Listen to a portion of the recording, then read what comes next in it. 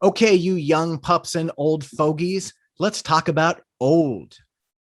These are cover up my wrinkles.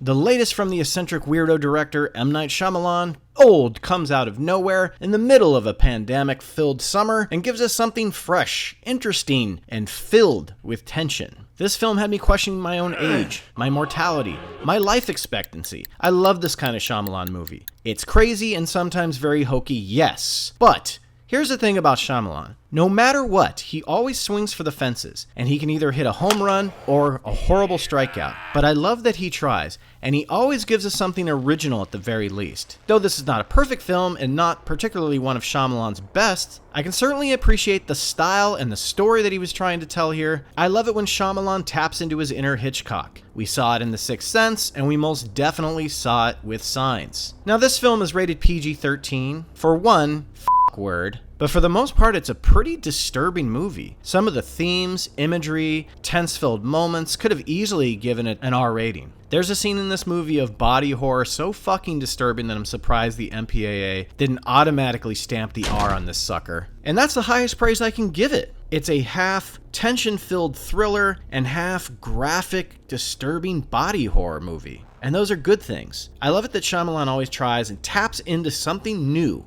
when he makes a film. Like I said, he doesn't always hit a home run, but he fucking tries. This one, setting everything in mostly one location, really benefited. It added a lot of the hysteria, moments of claustrophobia, lots of anxiety, and some genuine frights. Now, this movie is by no means a jump-out-of-your-seat horror movie, but it's the themes and the way it's executed that keep you, as a viewer, on the edge of your seat and sweating. You don't know where this movie is going, and that's such a good thing. There's a couple of predictable moments, especially in some of the exposition, but for the most part, you really don't know what's going to happen to these people or where the story is going to end up. Now, here's where it gets a little tricky. I would say some of the performances are the weakest aspect of the film. At the same time, I would say those performances amplify to a certain level in the second half of the movie, and that makes it its strong point. If that doesn't make sense, I'll say this. As the story and tension kick into high gear, so do the actors. Thomasin McKenzie, Vicky Crisp, Rufus Sewell, and Alex Wolff are really effective in their roles,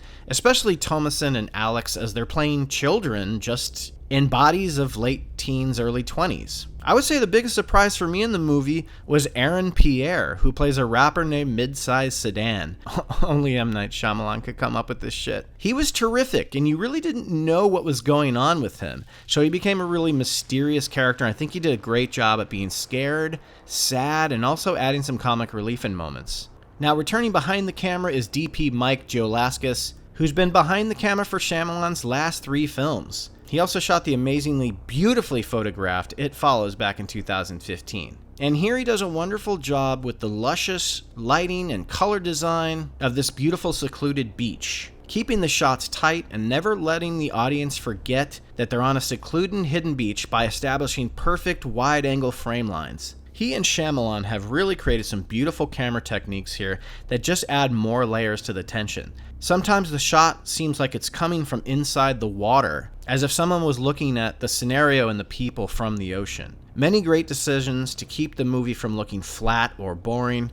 Shyamalan loves to push his cameramen to the limits, and this movie does a great job in continuing that. Editor Brett Reed did a fantastic job of keeping the movie flowing at a really good pace, also adding some layers of tension when called for it. I keep going back to this, but this movie is disturbing. Not in a dumb as fuck, The Happening type of disturbing, where everything is in your face and utterly ridiculous. Maybe people are setting off the plants? But more about the ideas. What if you're a 5-year-old girl and then a few hours later you're pregnant in your mid-20s about to give birth? Sounds ridiculous, right? And for some, maybe it is. Maybe it doesn't work for everyone. But Shyamalan pulls it off, in my opinion. What could have been really ridiculous and dumb is frightening and horrific. He has your jaw on the floor more so than he has you laughing at it, which is what has happened in past films of his. I think Shyamalan signing with Blumhouse has really been good for him. Starting off with The Visit, then moving to Split and Glass, and now this one. The smaller budgets really help him contain his crazy ideas. Remember, less is more, and Blumhouse really knows this. I've always been a huge M. Night Shyamalan advocate. This is going to be the third film that Cinema Gulp has reviewed of his. All of them have been fairly positive. I'd rather have somebody out there trying to make original, genuine ideas come to life than rehashing and recycling